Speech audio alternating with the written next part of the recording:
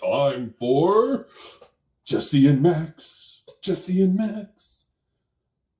And Max. I don't know. Should we introduce ourselves or? Yeah, that's actually the very first thing I had. We open with introductions, and then from there, like kind of gameology and history of each other. You know, your background, my background. Okay. Why don't you go first? All right. Hello, video camera. I'm Max. I already forgot the rest of the talking points. What's up, everyone? My name's Max, and I've been playing games, God, pretty much since I was born. Starting, what were some of my? With the Game Boy and scene. Basically, my earliest memories are of the original Doom, which was really good for a 1 and 2 year old. Of course, the original Super Mario Brothers, Super Mario Brothers 3, and then later on Super Mario World and Legend of Zelda: Link to the Past, which I was too scared to play because I was a wimp. Doom was okay, but Legend of Zelda: Link to the Past was like, oh my god! No, it wasn't even like going through everything. It was... I would only ever play in Kakariko Village, or Kakariko Village, however you say it. And I would love to like chop down the bushes just because it was something to do and I was young enough that I could do it. But anytime the bee popped out of the bush, I freaked out and like I couldn't play. It was too much for me. I hated the village just because of the thief. Every time I came around, the freaking thief would get me and be like, no, back off. Yeah. So I just...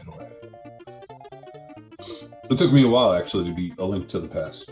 But we can actually get to that later, because that's one of my talking points. Oh my gosh, like, remember a long time ago, we talked prepared. About that. Yeah, no, I've been wanting to do this for a long time. All right. So who are you? My turn. Okay, yeah. So I'm Jesse. I see you.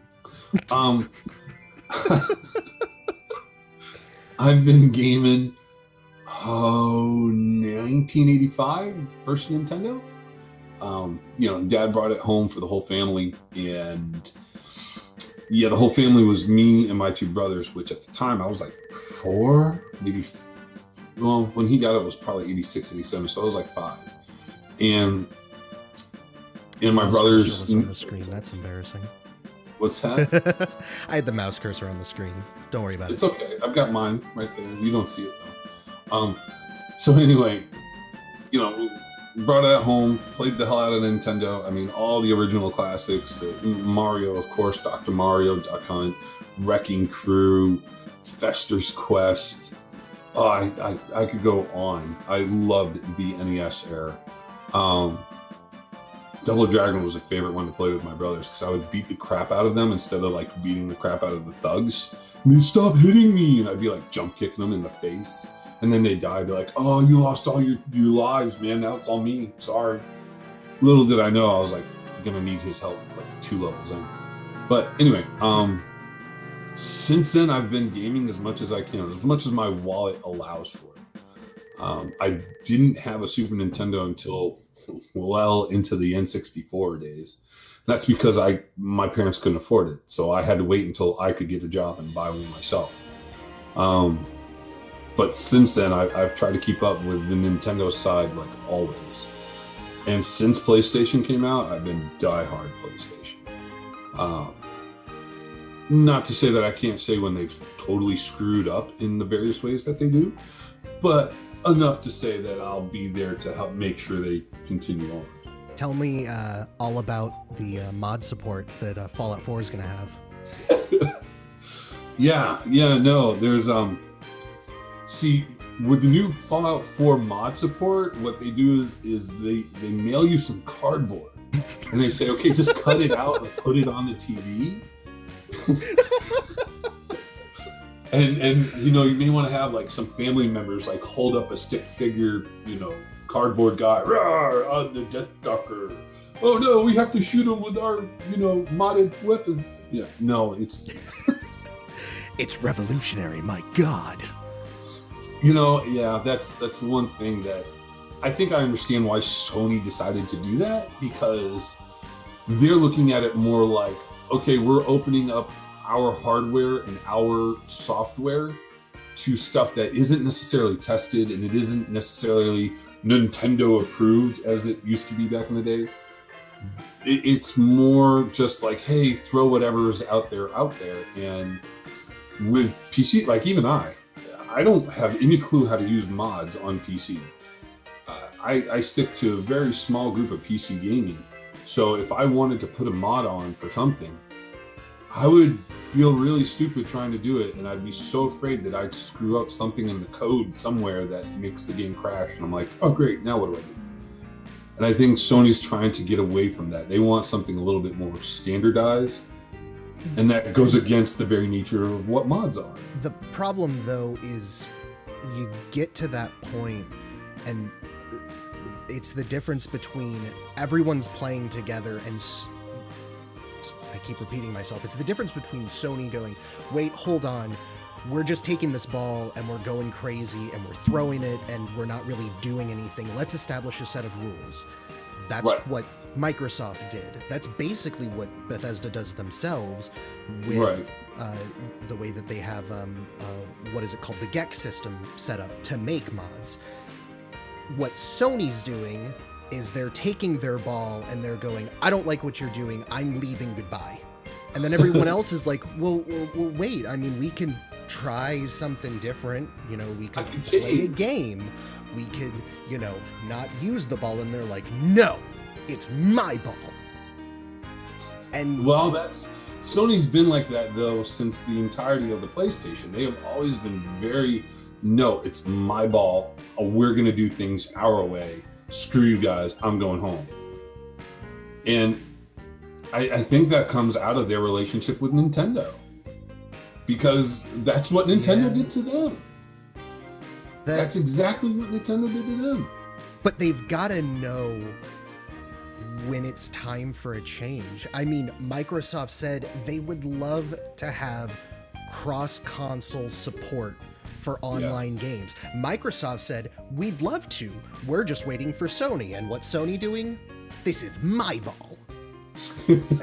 That's what they're doing. Nope. And I do agree with you in that it is, I think, going to be what undoes everything that they've worked so hard to get to now. Like the PS4, when it launched in the past 2 years that it's been out, like, it's just done gangbusters for them, and they're back on top. They're Sony. They're always number one, and now we're starting to see those sales drop. And because of the way they treat things, I mean, when they came out with the PlayStation 4, they were very much like, hey, indie games all the way. I mean, even with the PS3, in the later years of the PS3 life, they started devoting more to indie games and to this idea that other people can create and add to our library.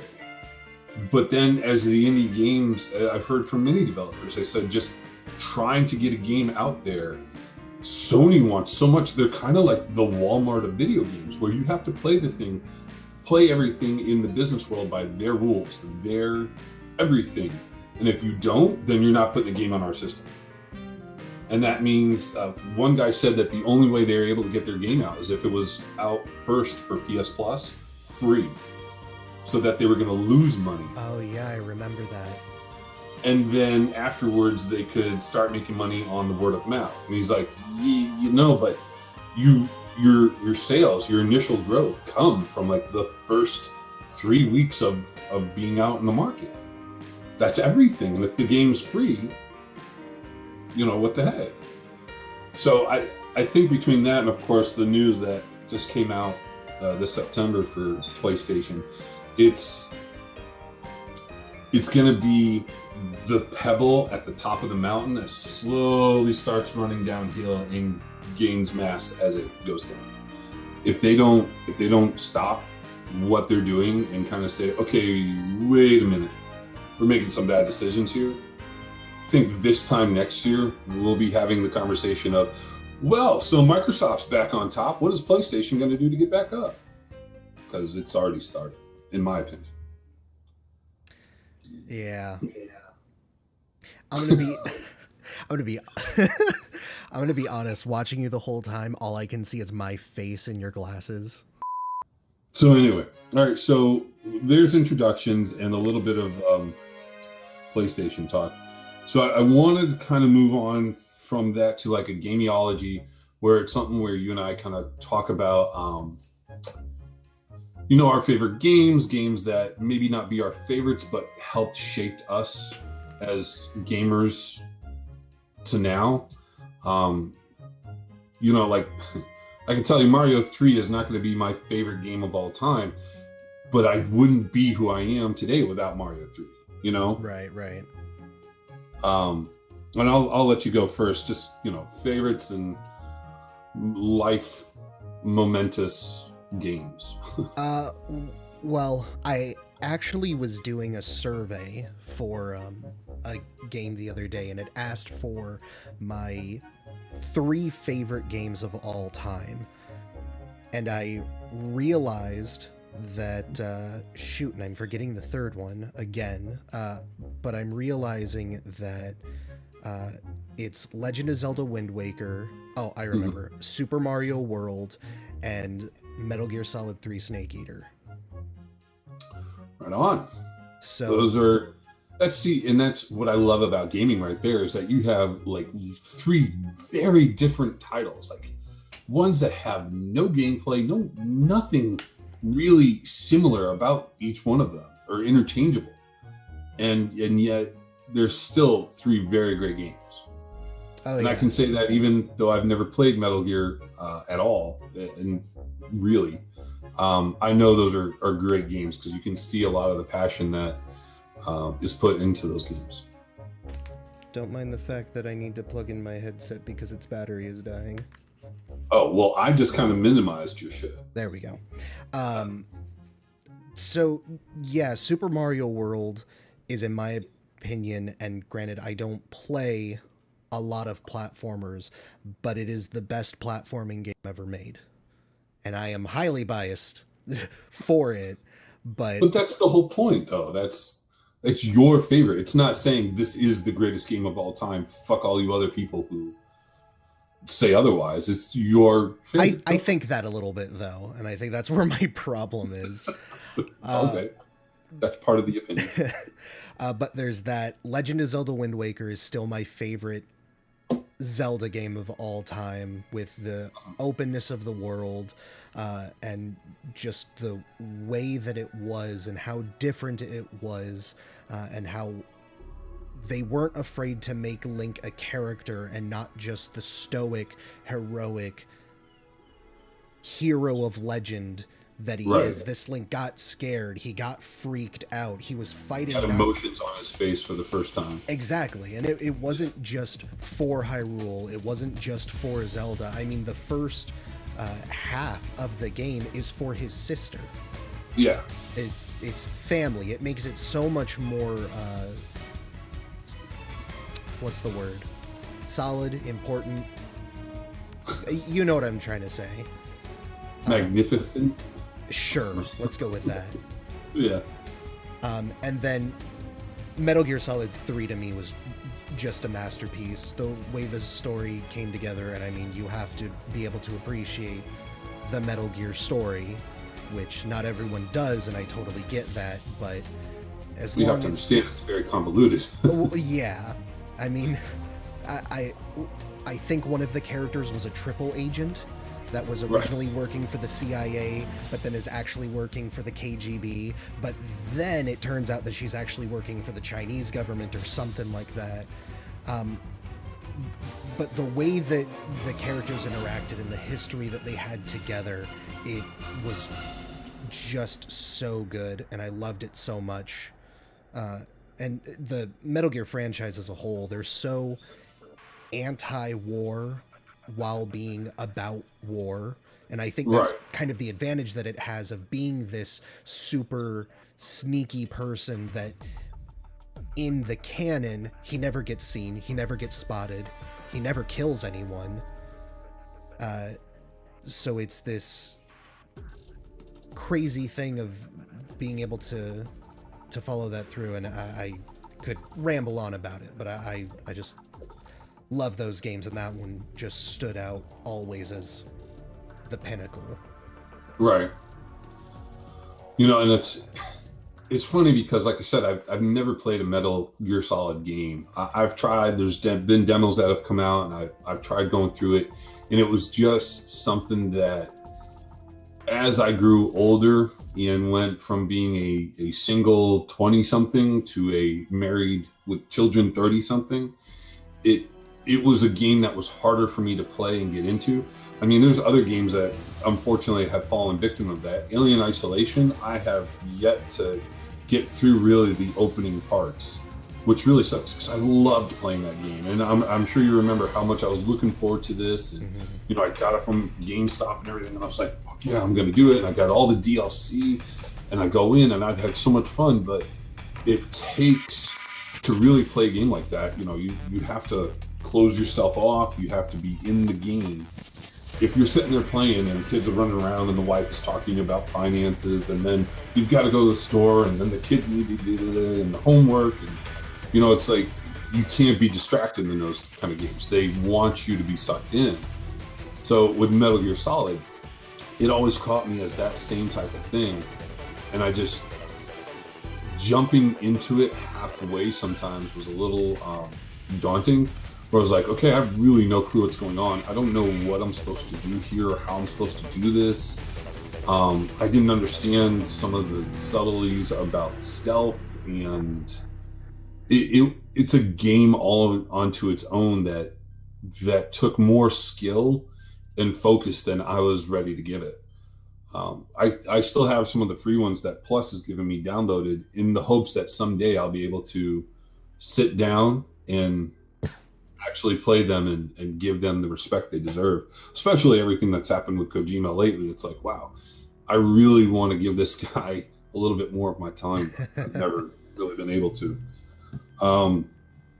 You know, my favorites, I don't know that I have a top 3 or a top 5 or a top 10. I will say that growing up, like I said, it was all about Nintendo. And so, you know, friends had Segas, and I would play Sonic over there and Street Fighter II Championship Edition. That was pretty much all I played on Sega. Once in a while, I'd get a Vector Man and play it over a friend's house. But when it came to Nintendo, dude, I was there for Mario 1. Mario 2, not the Lost Levels, the American 2, which is Doki Doki Panic. Mario 3, I was there for all of that stuff. And then, as fun as those were, and I loved Mario 3, the fact that like there were all kinds of hidden things in the world finally. Like in 1, there were hidden things, but they were kind of telltale. It's either, okay, jump on top of the world and walk in where the letters are to skip over the actual warp exit to get to a different warp exit, or fall down this hole and it's not really a bottomless pit, it's actually a warp. And I mean, you could get to the end of the game within 3 levels, I think, because of the warps and the way they were spaced out. But then when you got to 3, like, the way you could just, like, I remember someone showing me that if you squatted on one of the white blocks, you'd fall through it. I was like, yeah. What is the point of that? Why would you do that?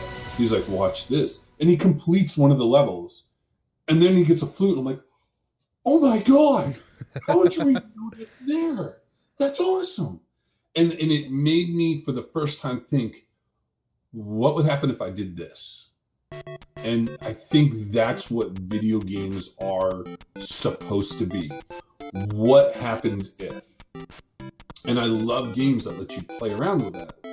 And I, you know, for that one instance, no one knew to do that. Someone had to have the creativity and the imagination to say, hey, I can fall through this block when I'm white because I was just screwing around. I wonder what happens if I try to do that and leave the world and finish the level at the same time. And thus you have this whole new thing that happens, and it allows you to go farther on. And it just kind of changed the way my mind thought about video games. Especially since I've always been more of an exploratory kind of guy. I like to explore. I like a good story, which leads me to my next game, and really I want to say the whole series of Zelda. Mm-hmm. But if I had to name like a game, it would be the original Zelda, the very first one on NES, which I think now that we're going to go into Breath of the Wild, everything that I've seen for that really matches what I wanted to have happen to the original gameplay. You know, it's like, dude, that original overworld map just seems so huge to me. I mean, really, to go from the one side with all the water, where all the light, not the light lights, but they're not tektites, I forget what they're called, the blue and the little red things, and then you have the I forget their names now. Octoroks? Game that I can't remember. But to go from there all the way over to the graveyard, you're like, oh my god, this is going to take me forever. I've got to go through all these screens, and I've got to kill all these things, and then I've got to know the right way through the Lost Woods. Then I can go to here, or I can go up this way, but I don't have the ladder yet, or the bridge, whatever you want to call it. And so it was just so huge to me that I could lose myself in the world. You know, and it's when Oblivion and Skyrim started becoming a thing, or I should say when Oblivion became a thing and when Skyrim like just blew all that up and made it even more awesome, it was something that I really wanted to jump into because of how open it was. It's like, hey, here's a thing, go do stuff. And it's like, dude, that's what I love doing in Zelda, you know? It took me many years to realize how to beat Zelda, and that there was a method to everything. And when I finally did, I was like, oh my god, there was no hand holding, there was no like I had no clue what grumble meant. You get up to this moblin who's just like grumble. I'm like, what the hell is grumble? You know, like there was nothing there to tell you that he's hungry and wants a thing of beef. You just had to have that imagination to walk into a store and say, hey, there's this weird thing of food here. I forget what they call it. It was either beef or something. And I was like, what do I do with that? So I would just buy it just to have it with me and just be like, well, I bought the thing, good for me. And one day while I was with him, I just popped it out there. I was like, oh my God, I can go past this guy? I can beat this level now. Because it was the only one that I had left. And I never thought to give him the food, but that's the point, is that you use some imagination, go into the world. And that's what I've loved about Zelda for the most part. Once they started going 3D, they got a little hand-holdy, but... I was just thinking about that and how they did kind of take that turn, but I realized Majora's Mask was really good at that, you know, now that I'm thinking about it, about not being obtuse in how you had to complete things, but having that imagination of, oh, well, I have this mask. I wonder what would happen if I wore it and tried to go in here, or if I wore it and talked to this person. And that's how you would complete a lot of those little quest lines that it had. Yep, you're one of the good ones in that it's really small and it's kind of gross, but it's the hand in the toilet that you get a piece of heart from.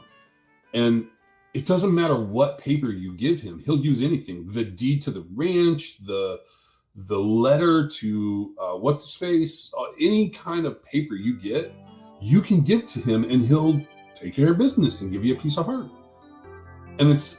But none of it's toilet paper. So if you went the whole game looking for toilet paper to give to this guy on this one time, on the first night of the first day, you know, you're never going to find it until you finally like, well, here, have this letter. Jesus, well, it works. Oh, I got a heart piece. You know, and like you said, it just adds to that imagination. Majora's Mask is probably my second favorite in the Zelda line. Mm-hmm. Just arguing out Ocarina of Time by a little bit. And if I really wanted to move on from there to a third game, it would have to be Shadow of the Colossus. Yeah. And I don't say that just because of gameplay, because the gameplay in it is very good. And again, you have a creator who's very passionate about what he creates in Eco and Shadow of the Colossus. And sometime in the next 5 years, I'm hoping The Last Guardian. But like, I'm going to be so angry if we get to December and they delay that game again. It's like, seriously, you better have an awesome freaking game, man. Well, I want a VR experience with the next delay. But yeah, you had this world where, first off, the story is told in small bits, and you don't really understand what's going on. But as you go, if you pay attention to the subtleties, to the little nuances here and there, and then you get to the end and they kind of do a small reveal of what really has been going on once the other villagers and the priests show up and everything. Spoiler alert. Fuck, spoiler alert. It's been like 15 years. Go pick up a game, man. But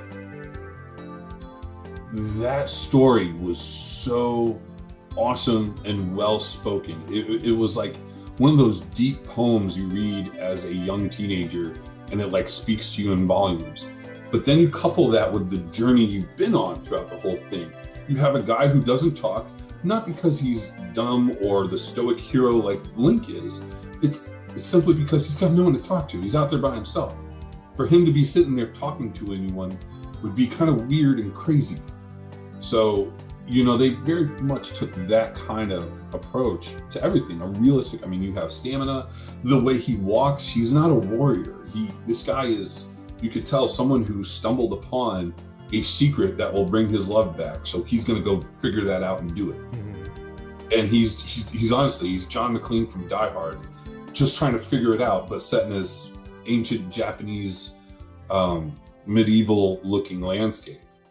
He stumbles, he doesn't move well, he falls over for no reason. As much as people complained about the controls in that game, as I think there is a group that does, you have to understand, well, if you were there in real life and this monstrous skyscraper colossus is walking towards you, every step would shake the ground so much that you would literally vibrate off it and fall over. So to have this dude just standing there going, haha, I'm going to fight you now, and not react to the world around him fighting this colossus was dumb. And that changed the gameplay of it. You don't see that kind of stuff in other games. You don't, and even Breath of the Wild, that bringing that back to that, he now has a stamina meter. When he climbs, and he can climb just about any surface, he has a stamina meter. He can't just sit there and hold on forever. He's gonna fall eventually.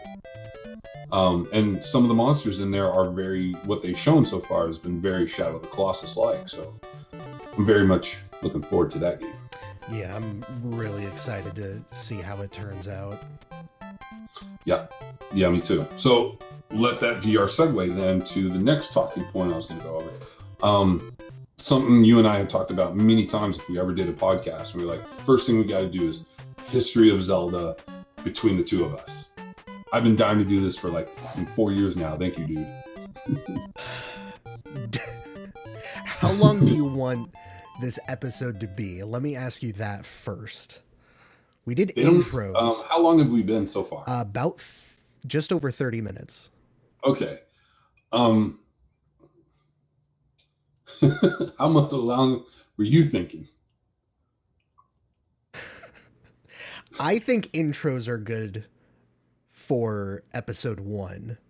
Right. And then that Which way we've done for the most part. Yeah. Then we can get into topics starting with 2 and onward. Yeah, no, that is a good point. Yeah, because the next 2 points I had on here was Zelda and then, PlayStation the future, like what we were talking about before, where they're making decisions that it's like, oh, okay, where is this going to go from here? But I can't wait to watch 4K Blu-rays on my plate. Oh, wait. Oh.